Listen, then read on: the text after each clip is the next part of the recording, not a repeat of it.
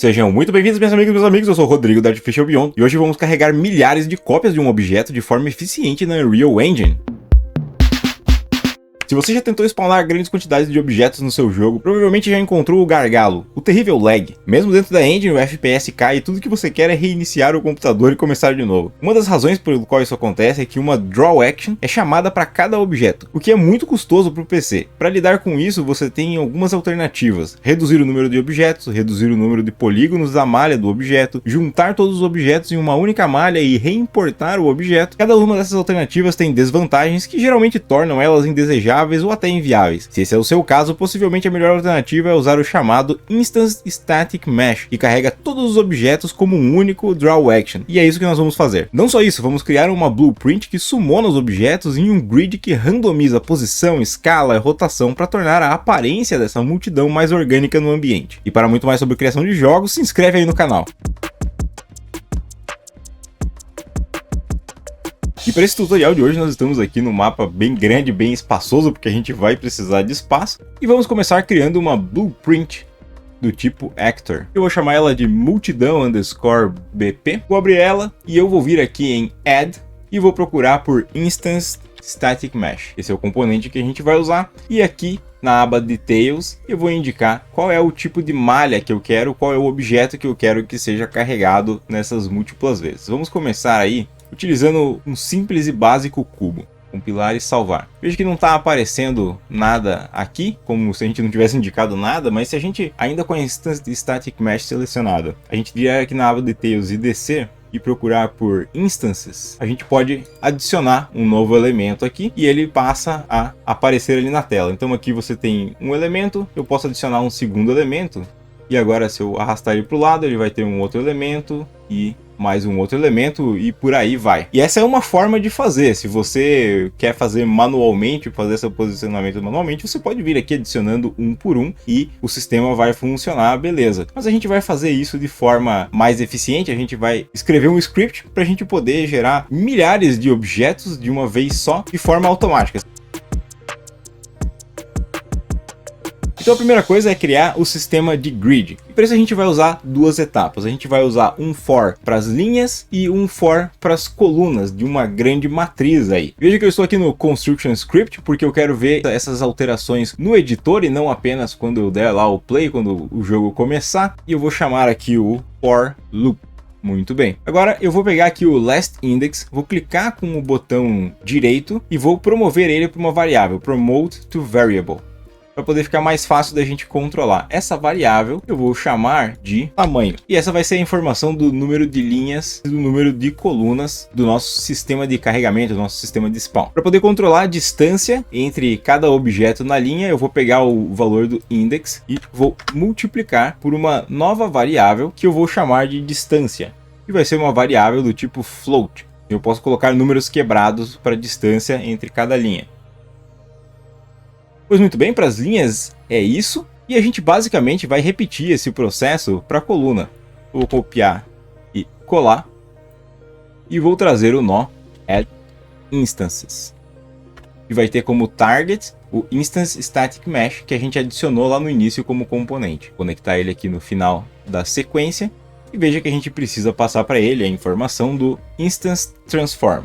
Por isso eu vou chamar um nó chamado Make Transform. E no Make Transform, na entrada de Location, de localização, eu vou chamar um nó chamado Make Vector.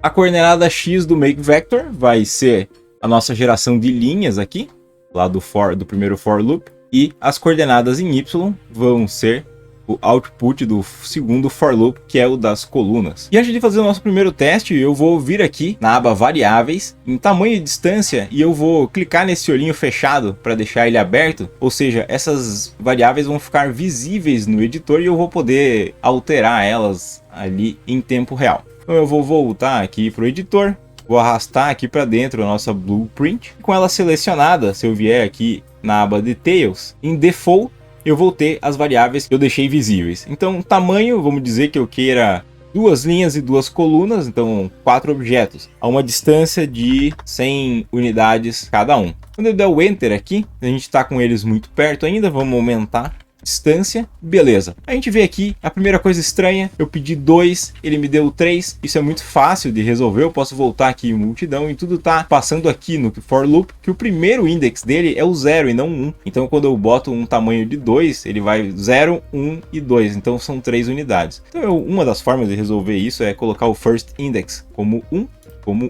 compilar e salvar. Se a gente voltar aqui, e ele atualizou isso em tempo real aqui, justamente porque eu estou trabalhando dentro do Construction Script, eu não precisei nem dar o play, mas o interessante aqui não é chamar 2, mas chamar muito mais do que isso. Eu posso chamar 100 unidades, por exemplo, de cada lado, e isso quer dizer que eu tenho 10 mil cubos carregados aqui dentro. Agora uma coisa interessante, vamos deixar aparecendo aqui a nossa contagem de FPS, assim a gente consegue fazer algumas comparações. Veja que nós estamos aqui variando ao redor de 90 FPS com 10 mil cubos. Se eu tivesse só com os dois ali, eu tava com mais ou menos 100 FPS. Não caiu tanto assim se você for pensar. Vamos lá, vamos ser mais agressivos aqui. 200 cubos de cada lado.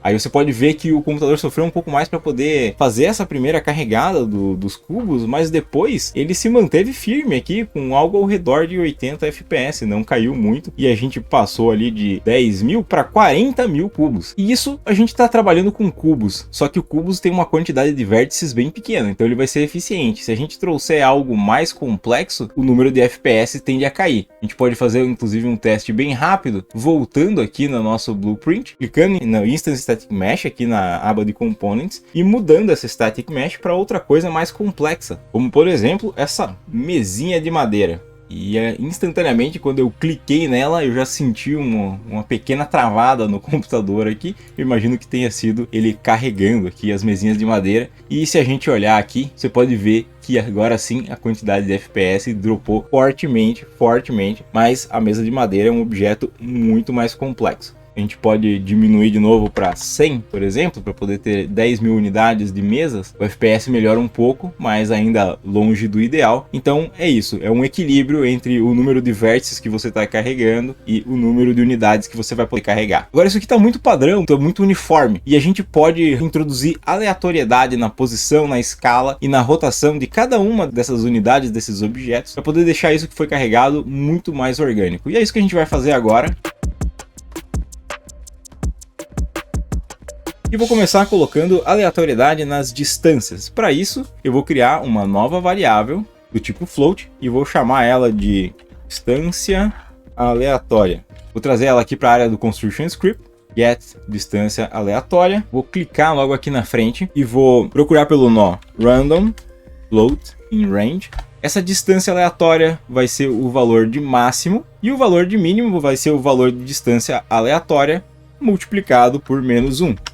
E agora, para poder introduzir essa aleatoriedade no valor da distância original entre os objetos da linha, eu vou apenas fazer uma soma simples entre esses dois valores e atualizar o valor de x. E o processo é exatamente o mesmo para o valor de y, que é o valor das colunas. Então eu vou só copiar, salvar e introduzir esse sistema aqui no meio do processo. Compilar e salvar. Vou garantir aqui que minha distância aleatória está visível no editor. Quando eu voltar para cá, eu tenho os cubos. E eu posso colocar valores aqui de distância. Vou colocar, por exemplo, um valor de 20. E você pode ver que a gente introduziu aí já uma randomicidade, uma aleatoriedade. Já começa a ficar um pouco mais orgânico a posição desses objetos. A gente pode fazer a mesma coisa para escala e para rotação. Vamos fazer então rapidinho. Na verdade é um sistema bem parecido com o que a gente já fez aqui até agora. Vamos abrir um pouco de espaço aqui, porque a gente vai introduzir esses valores aqui na rotation e na scale do nosso make transform. Para rotação eu vou criar uma nova variável que eu vou chamar de rotação aleatória. Vou deixar ela visível no editor já. Vou trazer ela aqui para o Construction Script get. Esse valor de rotação aleatória vai ser o valor máximo de um random floating range.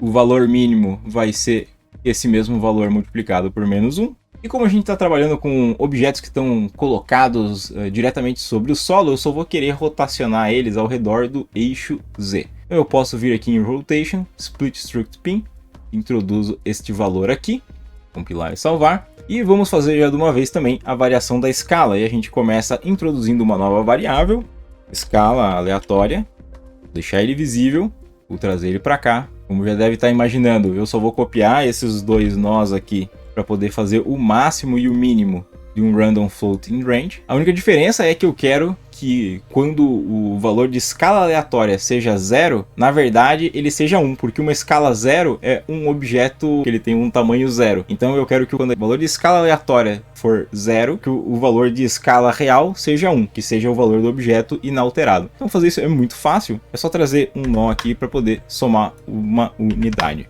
Com isso a gente vem e faz aqui a conexão com o Scale. Compilar, salvar, e a gente pode voltar para cá e brincar um pouco com esses valores. Então vamos lá em rotação aleatória, vamos colocar aí 25. Você vai ver aí os cubos ficam aleatoriamente rotacionados e a gente pode fazer a mesma coisa com a escala. Vamos colocar uma variação de 2. Para isso eu posso aumentar, por exemplo, a distância agora, para poder conseguir ver um pouco melhor. Eu vou aumentar essa distância aqui de 150 para 450. E como você pode ver, esse sistema te dá uma grande liberdade de carregar objetos de forma rápida, aleatória e de forma orgânica. E veja que com isso a gente ocupou uma gigantesca extensão do mapa em poucos instantes. Um grande abraço e até mais!